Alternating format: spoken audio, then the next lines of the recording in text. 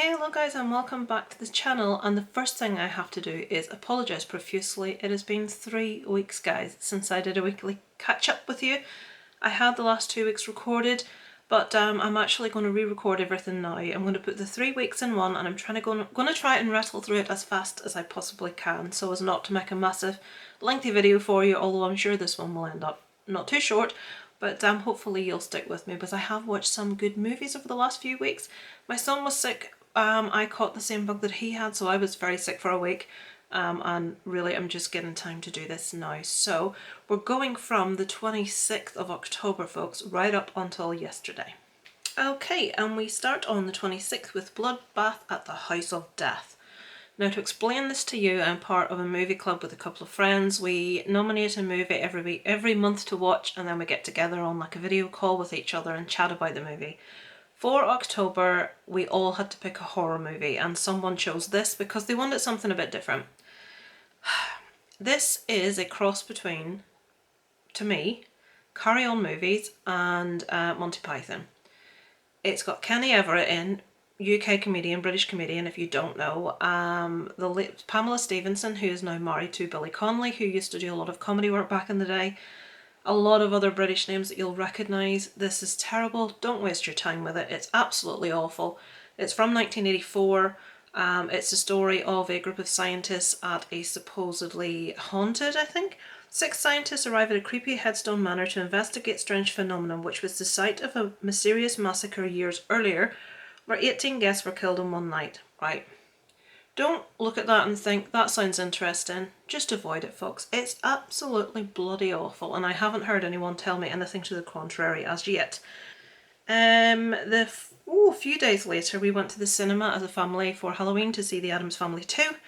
This is one that's getting universally panned at the moment. I'm not really understanding that because we all liked it. We thought it was fun. I preferred it to the first animated Addams Family, which I wasn't a big fan of. I really like the storyline. We follow Wednesday's storyline in this, which I won't tell you as to spoil anything, but it's a fun movie to take your kids to. I wouldn't have gone by myself to watch this. My son wanted to see it, so we went to see it for Halloween, and I thought it was a lot better than people are saying. On the 29th, now I won't talk about this at any length, but I will put a link in the description for you if you are interested. This is a documentary, a true crime documentary linked to sort of rock music, Satanism, stuff like that. Just a little dose of Satanism, you know what I mean? I was asked to review this by Geek Legion of Doom, who I used to do a lot of reviews for back in the day. He knows this is right up my street. He asked me if I'd like to watch and review it, and of course I did because it's exactly my kind of thing. It's a documentary following murders and the potential blame of these murders on influence. If anyone has heard of Satanic Panic, they will know exactly what I'm talking about. As I say, I won't go into detail. I have a full review of this on Leo's channel. We'll put that in the description below. I will say it's well worth a watch. It's an excellent true crime documentary. I gave that a 3.5 out of 5. Sorry for being vague, folks, but like I say, Leo was kind enough to ask me to do it for his channel, so go across there and have a look at it. It is very, very good. On the following evening, I watched Hypnotic, which is a movie on Netflix at the moment about a woman who undergoes hypnosis to help with certain problems in life, but the hypnotist takes advantage of the situation, as he has done many times before with many others, and he plants things in her head when she is under to be able to control her normally the rest of the time. Certain trigger words, if he phones up and says them, will cause her to do certain things. She sort of discovers that something's not entirely right as the process is ongoing, and it's about her getting to the bottom of how he's done it, what he's done, and proving it. It's okay. I thought some of the acting in it was pretty bad. It's not the worst thing I've ever seen.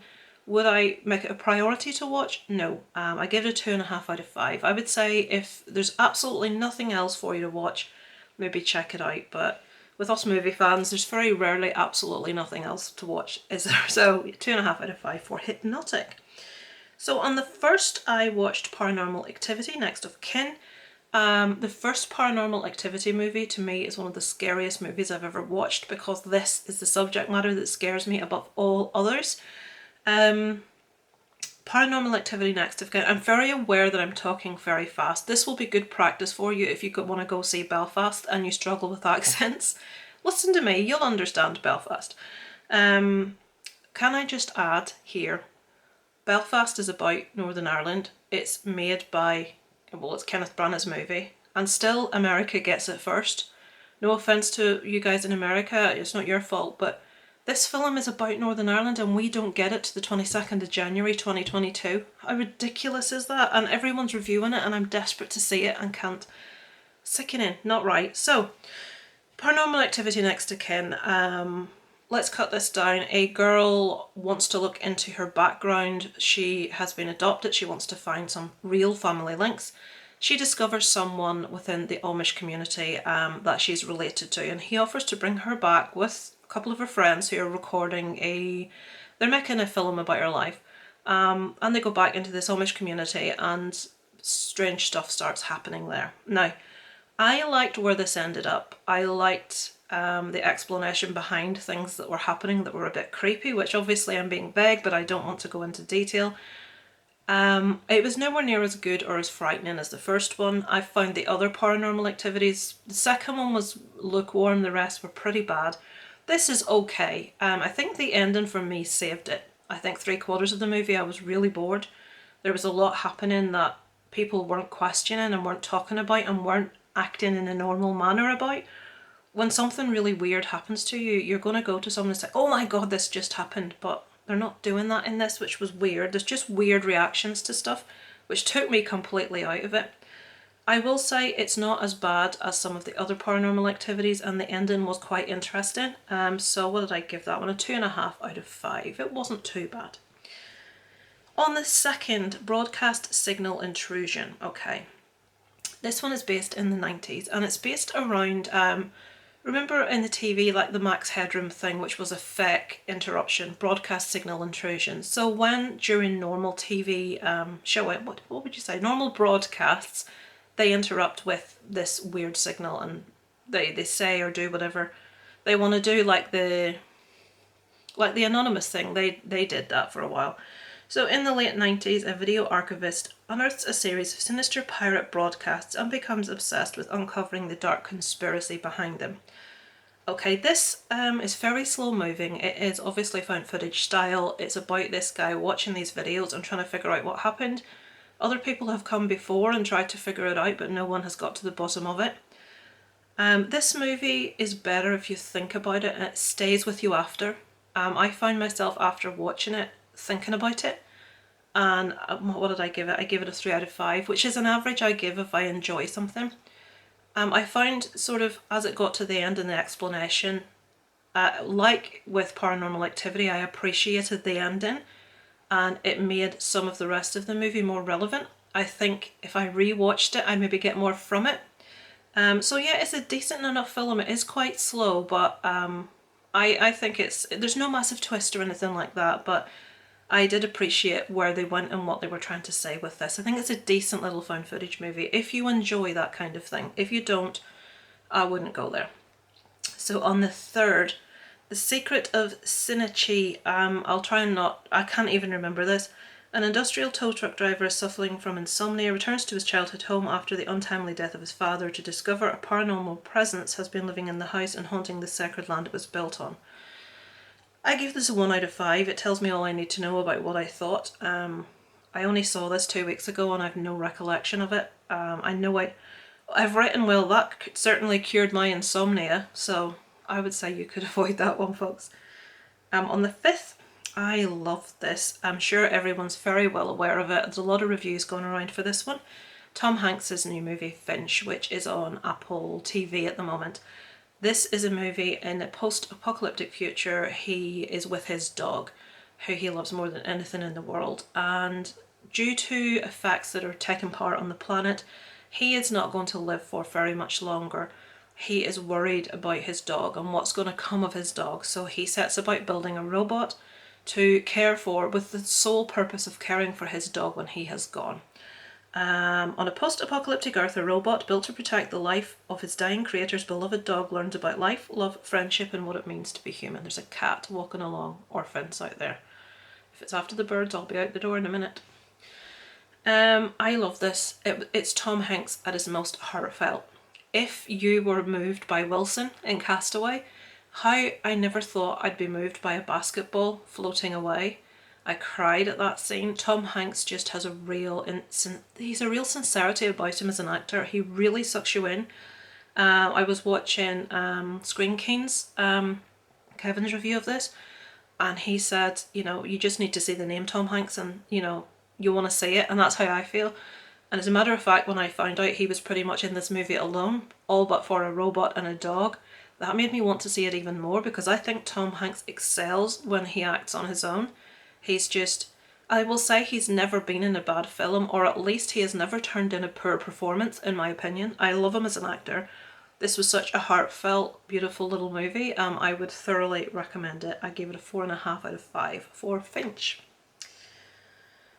On the 6th, my son wanted to see this. This is on Netflix at the moment. It's a 12, I believe. Bloodshot. This is based on the comic book character played by Vin Diesel in this case, about a soldier who has been killed and is brought back to life with this new technology. But in being brought back to life, he's been given these extra powers, like regeneration if he's injured, extra strength. This is a movie about him seeking revenge on something that has happened in his life, someone that he has lost that he very much loved. This was a decent enough little action movie. It wouldn't be the kind of thing I would generally go for. As I say, I watched it because my son wanted to see it. He loved this. There's a spider on my phone. How did you get there? Come on. Come on, you're going to have to... Where is it? I don't... There. Oh, he's hanging from a thread now. There, you go on there. That's it. He's on the table now. He's okay. He's walking away. Very aware of the fact there's a spider now. There he is. Hello. He's coming towards me. Don't come towards me, because then I'll wonder what you're doing. Over here, on that box. Okay, I'm back, and I forgot to pause that. There's a blooper. So the spiders were having a standoff. He's looking at me. He's on the table. Don't come any further, because I'm not entirely comfortable if I don't know where you are. Why are us at this size scared of them at that size? Not scared of him, but you know what I mean. I don't want him crawling on me. Right, anyway, Bloodshot. Yeah, if you like that kind of thing, a decent enough little movie. I liked where it went in the end. 2.5 out of 5. On the 7th, I watched, why I watched this is anybody's guess, Love Hard on Netflix, which is basically about catfishing. This girl is a journalist. She meets this guy on a dating site. He's everything she's ever wanted. They click on so many levels. She decides to go and surprise him for Christmas, and it turns out that the guy that she thought she was going to see, basically he used his friend's photograph, and he doesn't look like she thought he looked. As far as I'm concerned, he was more attractive, but that's regards the point. It stars Nina Dobrev and Jimmy O Yang. Jimmy O Yang is the guy that she was speaking to that used someone else's photograph. He used, there's the spiders. Go, don't crawl. What? There's anywhere in this room you could go, and you want to come and crawl at me. He's crawling up my finger now. Right, he's on the table now. But basically, there's Chris gave it a 3 out of 5. Is that Austin Burke gave it a 3.5 out of 5? It was okay. If you like romantic comedies, you may enjoy it, but I struggled with the concept of this guy is everything she's ever wanted, but she doesn't want to be with him because she doesn't... Okay, he lied, but we get explained his insecurities and stuff. She doesn't want to be with this guy because he doesn't look like she wants him to look, but he starts to try and set her up with his friend who looks like she thought he would look. I don't know where the spider's gone now.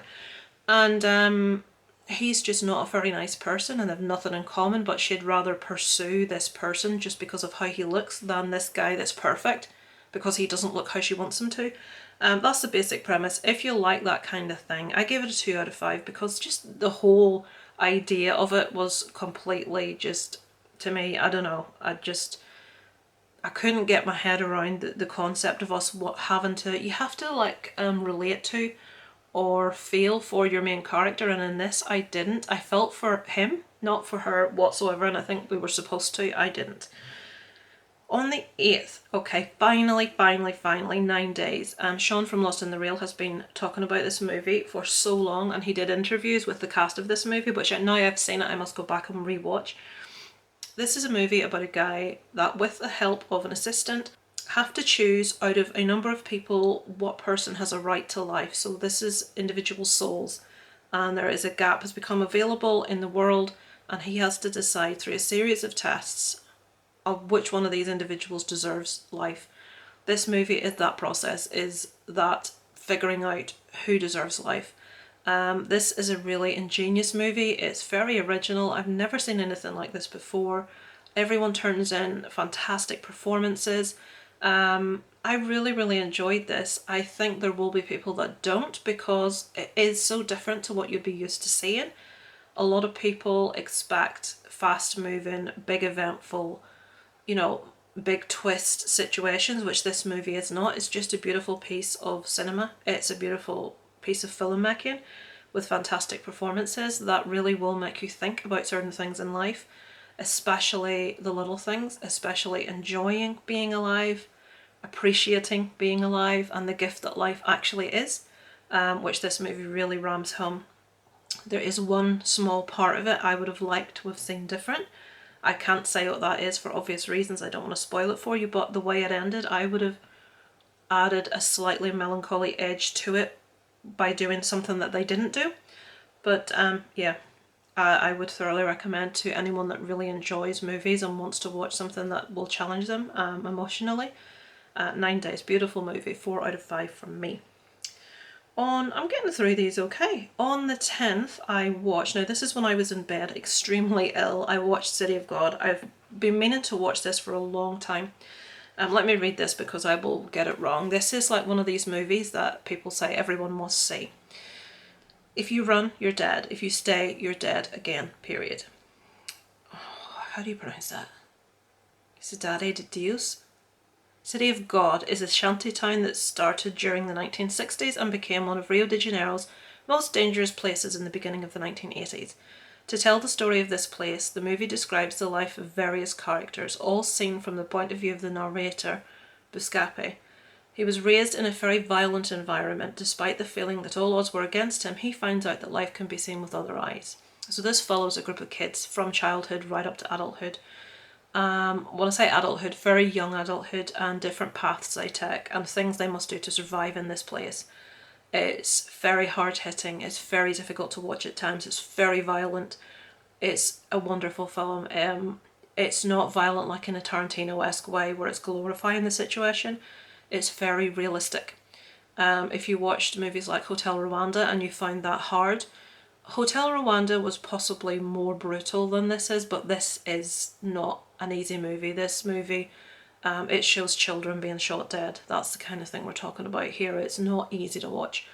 And the violence and the situation, it really opened my eyes. I wasn't aware of the gravity of the situation amongst young people. So yeah, City of God, it's not an easy movie to watch by any means, but it's one everyone needs to see. It's one of those movies.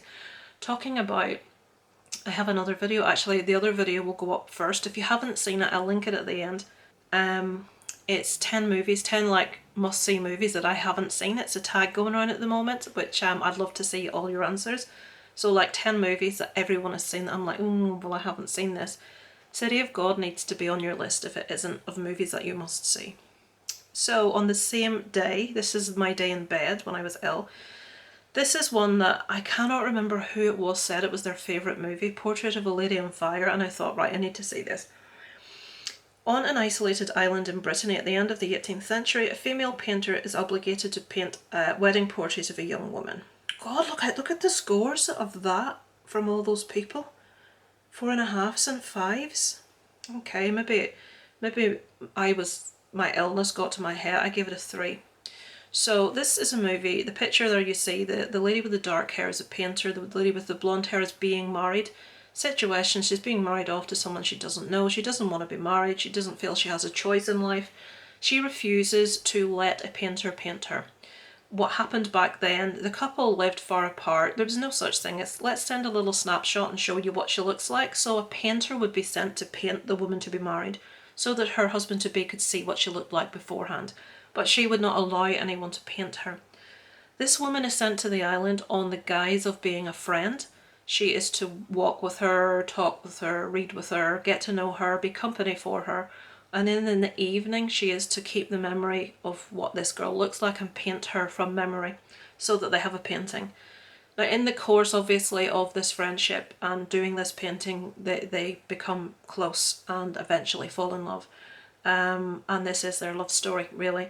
It's beautifully shot, don't get me wrong, absolutely beautifully shot, beautifully acted, but something was missing for me. I loved the idea of it. I loved the concept of Portrait of a Lady on Fire, where that comes from. Absolutely love that when you watch the movie. I loved watching the change in. It is a beautiful movie. It's a fantastic movie. I didn't connect with either of the characters. I think that was where my issue was. But that to me I feel is a very personal thing, and that is nothing on this movie whatsoever. It just wasn't, it didn't speak to me like it does to a lot of other people because it just didn't resonate with me as much.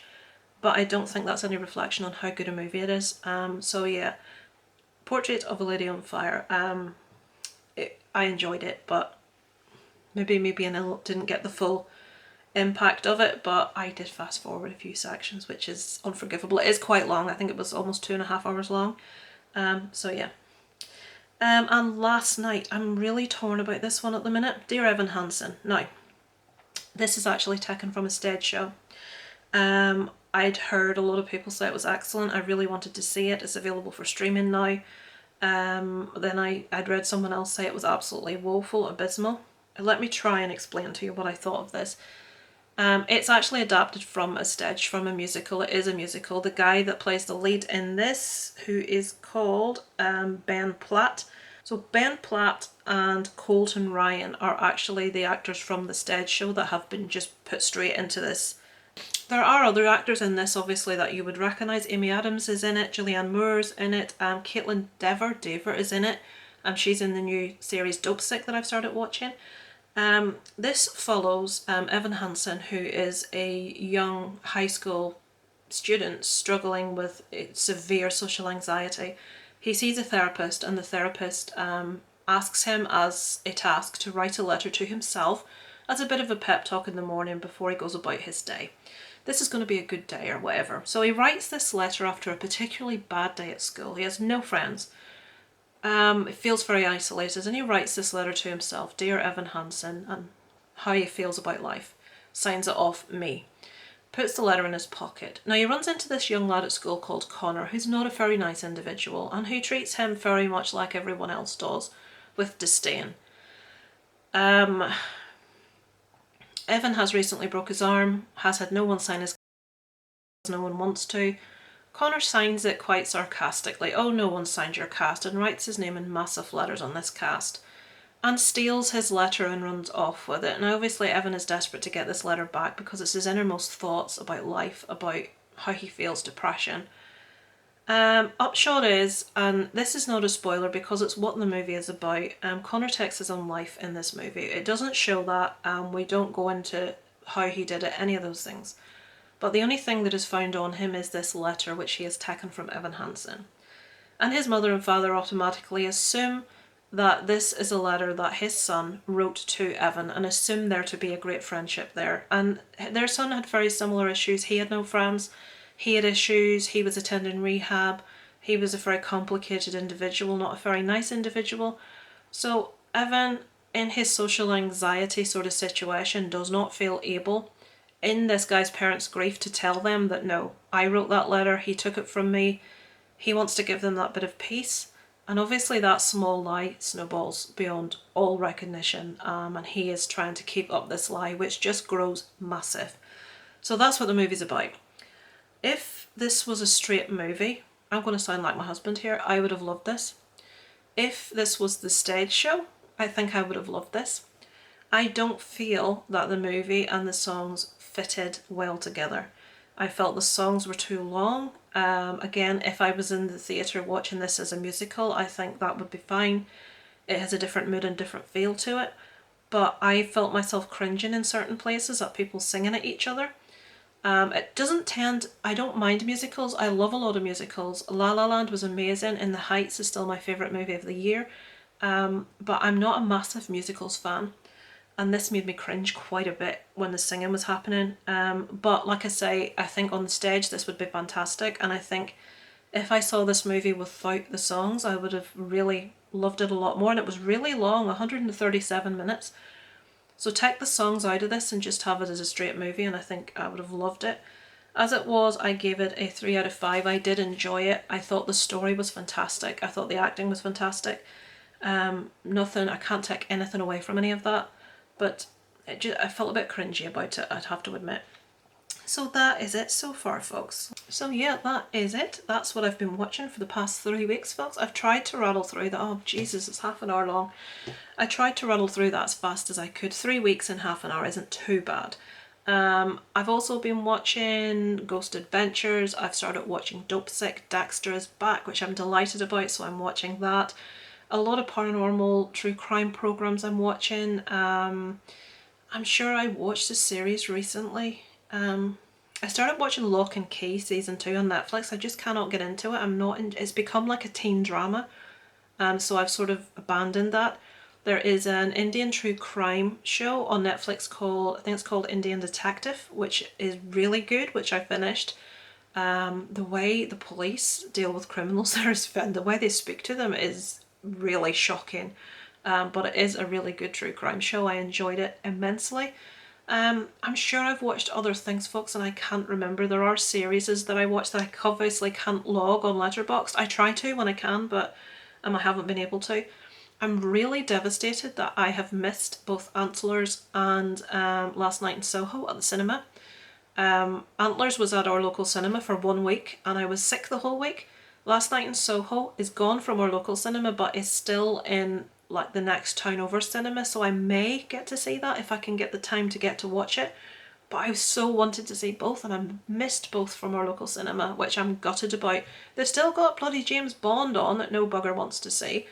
But no Antlers, no Last Night in Soho. No Belfast until January. It's just scandalous. It's not right. So yeah, that is what I've watched for the past 3 weeks, folks. Thank you so much for your patience and for watching if you indeed did.